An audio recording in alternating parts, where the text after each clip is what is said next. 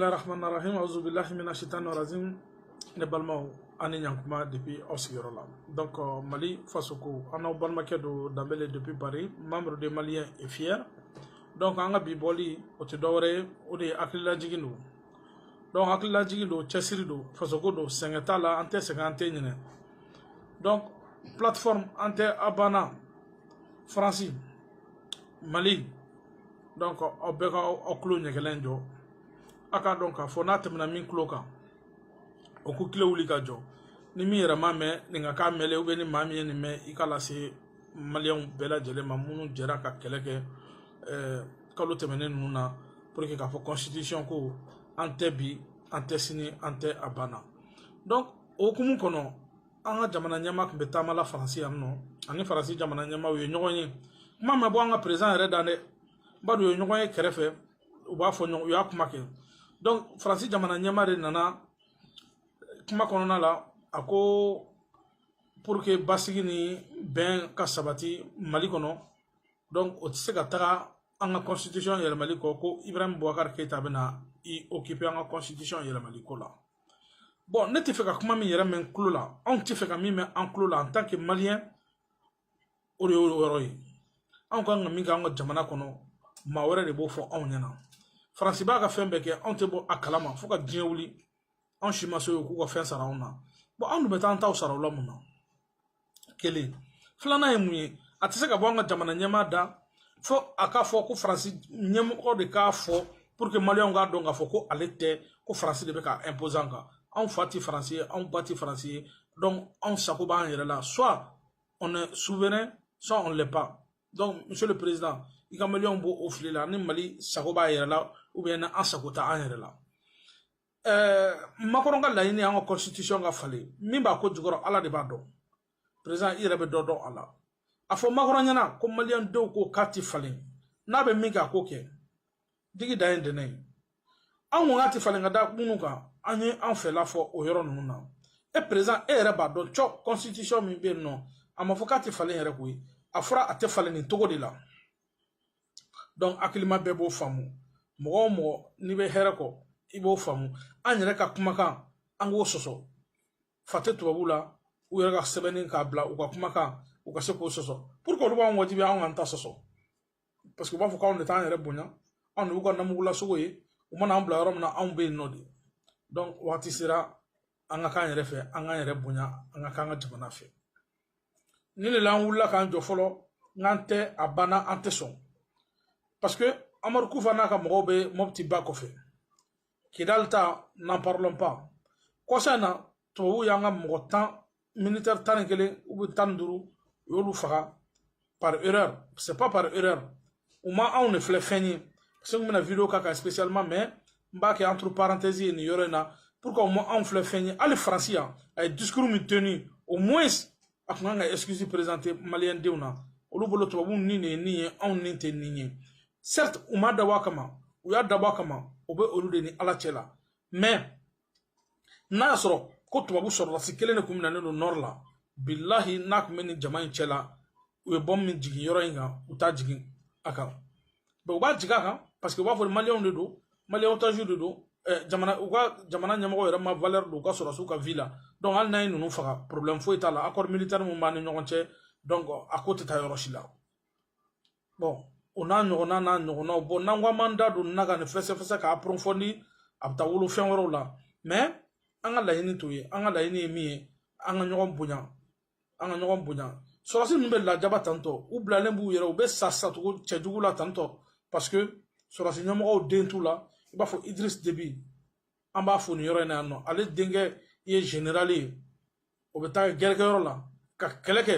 a ka jamana tɔgɔ la a tila ka na kɛlɛ kɛ a ka jamana tɔgɔ la jamana wɛrɛ kɔnɔ an y'a ye Mali nord la kɛlɛ la ni marifa ye ninnu de ye cɛbakɔrɔw ye ninnu de ye président denw ye ninnu de b'u fa kuma bɔ ninnu de b'u ka jamana kuma bɔ an mago b'o olu fasugu de la. Donc n'i y'o ale karalen k'a denkɛ ta k'a bila armée la ka taa kɛlɛkɛyɔrɔ la a dalen b'a ka kɛlɛkɛcɛw la de. Donc anw taw hali u ka chauffeur o tɛ taa u dɔnbaga u sunkuru dɔgɔninw olu si tɛ taa nord la. Donc kuma in n kana bɔ n ka laɲini kɔnɔ o tun ye entre parenthèses ye sinon maliyɛnw anw ko an tɛ a banna fɔlɔ muna constitution yɛlɛmali ma bɛɛ bi Macron da sera a ma tuguni donc ça veut dire que Macron ka laɲini ne i bɛ k'a ka constitution yɛlɛma sani i bɛ k'a ka bɔ fanga la ne balimaw aw kɔni alerte la dɛ n'an m'an cɛsiri tuguni an b'an cɛsiri de n'a bɛ kɛ min ye a bɛ k'o ye n'an b'a fɔ tubabuw yɛrɛ de k'an ka jamana bila o nord dɔrɔn tɛ dɛ hali Bamako u ka taa ka bɔ an bara yɛrɛ n'a ka d'u ye o fana k'an bɛɛ bila ka taa an ka so bɛɛ k'i yɛrɛ ta wallahi billahi sanu min b'an bolo an ka dugukolo kan n'an y'an wasa don a la fɛn minnu b'an fɛ n'an y'an wasa don a la an bɛ se chinois nana ka na an ka fugariya jɔ an na n'a fɔra an ka fugariya maliyɛnw bɛɛ tɛ minnu b'a ɲɛma an ka ministre de l'agriculture ka t'u ka incapacité ka taa jɔ u la chinois bɛna dugukolo minɛ anw fɛ yen office de Niger la ka malo sɛnɛ ka na malo feere anw ma Faransi yan an bɛ Mali chinois ka malo sɛnɛnen de dun Mali la kɔngɔ bɛ nin ka na maliyɛnw yɛrɛ faga Bamako ye o kɔrɔ ye mun ye chinois bɛ bɔ fo Chine ka na malo sɛnɛ Bamako tellement a ka ca fo ka tila ka bɔ n'a ye ka taa feere jamana kɔ kan kɔngɔ bɛ anw yɛrɛ la o malo tɔ ninnu an bɛ tila ka u bɛ malo min d'u ka baganw ma an b'o malo de san ka t'o dun an bara maliyɛnw an ka sabali anw tɛ baara de kɛ min mana bila ɲɛmɔgɔya la o ko k'ale k'a suɲɛ ko tɔw ye lagalagatɔ ye o suɲɛli fɛnɛ ko de kana fɔ Mali kɛlɛ bɛ filɛ nin ye o dun bɛ fɔ dɛ a bɛnna aw ma a bɛ fɔ a ma bɛn aw ma a bɛ fɔ mais a laban tɛna da fɔli yɛrɛ ma an bɛna wuli k'aw kɛlɛ de n'a ka d'aw ye cogo cogo a y'a minɛ ni o ye zon ko don awɔ zonmisɛnninw baga bɛ ka k'olu ma k'olu minɛ ka pinɛ don u la ka tasuma kɛ k'u jeni k'u lajaba 100 kama 80 kama 1,000,000 kama miliyari suyɔnaw bɛ yen nɔ tigɛrɛ bɛ ka f'olu kun hali bi maliyɛnw wagati sera an ka ɲɛ yɛlɛ an ka hakili dayɛlɛ min bɛ fɔ an ɲɛna an ka tataw t'a la voilà an balima caman bɛ réseaux sociaux kan kuma ɲɛnɛma b'a bɛɛ da kuma ɲɛnɛma bɛ dɔw da a ti dɔw da donc aw yɛrɛ ka mɔgɔw lamɛn a b'a dɔn a bɛ faamuyali sɔrɔ min ta kɔnɔ aw b'aw yɛrɛ ye min ka kuma kɔnɔ i y'a faamuya b'a la a k'o ɲumanw ta a ka jugumanw to yen nɔ donc ala ka faamuyali ko ɲuman di an bɛɛ lajɛlen ma donc ne ta kun ye hakili lajigin ye an k'a dɔn k'a fɔ cɛsiri n'an bɛ wuli aya ni min wulilen don o k'i cɛsiri dɛ ni min yɛrɛ sigilen don minnu dalen don aw ka wuli k'aw jɔ ou bien n'an bɛ i bɛ ka to yen a ka constitution in falen bɛɛ k'i yɛrɛ sɔrɔ ou bien n'an b'a kɛlɛ kɛ tuguni o kɔni sisan an bɛ o hakili jagabɔ hukumu de kɔnɔna la parce que an ka constitution ye mun fɔ hakili lajiginna a ko ni jamana yɔrɔ dɔ minɛlen don maga kana k'ale la Kidali t'an ta ye hali bi hali ni Kidali y'an ta ye Amadu Kufa bɛ Mopti ba kɔfɛ o fana t'an ta ye donc o yɛrɛ kama hɔrɔnya kama danbe kama yɛrɛdɔn kama an man ka maga an ka constitution na an ka su ninnu Moribo n'a jɛɲɔgɔnw ala ka hin'u la olu mémoire kama an man ka maga an ka constitution na o fana tɛmɛnen kɔfɛ a fɔra fɛnɛ ko ni pression b'an kan pression tɛ tɛmɛ nin kan an ka président yɛrɛ da tɛ se k'a fɔ fo a bɛna fɔ président wɛrɛ de ye pour que o k'a fɔ maliyɛnw k'a dɔn k'a fɔ ko ale tɛ hali n'a bɛ falen monsieur le président laɲini minnu fɔr'i ɲɛna ko i bɛna kɛ manden masa ye o yɔrɔ ninnu bɔ a la o tɛ Macron ka laɲini ye o ye e yɛrɛ ta ye i bɛ se k'olu bɔ a la pour que ka ko nɔgɔya hali ni mɔgɔw bɛ se ka sɔn u ka se ka bon i fana ye fɛn dɔw to yen nɔ e bɛna ta e tɛna ta e t'o dɔn ala de b'o dɔn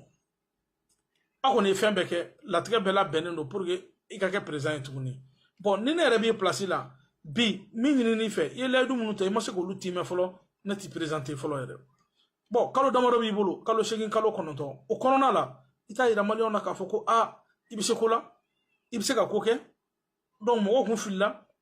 il n'est jamais trop tard o dɔw b'a fɔ ko c'est trop tard mais au moins i bɛ bɔ daba kɔni fɛ o la nin ye mandat kelen de kɛ o y'i teri ye o ye mandat kelen kɛ a bilenna ka daw tigɛ faransɛw y'a yir'u la A+B k'a man d'u ye a ka ko nege t'u la a ko k'a t'i présenté tuguni e tun fana b'o togo kelen na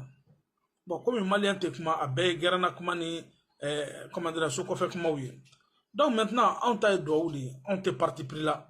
ni Mali ka hɛrɛ bɛ IBK de bolo tuguni an bɛ duwawu kɛ yarabi ala k'a d'e ma ala de b'o dɔn dɛ n'a t'e bolo n'a bɛ cɛfin bolo a bɛ cɛjɛ bolo a bɛ cɛsunu bolo a bɛ cɛjan bolo an bɛ duwawu kɛ ala k'a di o fana ma mais maliyɛnw ko kelen fana don dɛ an kana ɲinɛ ala t'a yɛrɛ sɔsɔ dɛ ala ko jogo min b'an na a b'o président de d'a ma maliyɛn bɛɛ an tila bɛɛ kelen don nɛn filatigi ni nɛn sabatigi an b'a fɔ tu ye an b'a fɔ ca yan fɛ donc f'an ka essayer k'o de bɔ an ka kow la an ka kow basigi an ka baara kɛ tiɲɛ kan an ka faso jɔ minnu bɛ ka faso nafolo in buruja a k'a dɔn k'a fɔ k'aw tɛ to yen dɛ bilahi aw tɛ to yen o de la an ka barika ala ye a barika sɔrɔsiw ye sinon sɔrɔsiw ka fanga kɔnɔna la a kɛra Musa Tarawele o a kɛra Sanogo ye 2 semaines min k'an kunna o non n'a tabali gosi ko tolérance zéro bɛɛ y'o mɛn n'a falikilo ye fa tɛ mɔgɔ la o fa tɛ mɔgɔ la bon bi ni an b'a la k'an bɛ démocratie la n'a fɔra ko ministre bɛ yen nɔ minnu bɛ ka wari suɲɛ directeur de service bɛ yen minnu bɛ ka suɲɛ a ciel ouvert an bɛɛ ɲɛ b'a la mais olu tɛ ka minɛ e bɛ ka sigilen don ko e bɛ corruption kɛlɛ ne t'a dɔn e bɛ corruption modèle min kɛlɛ président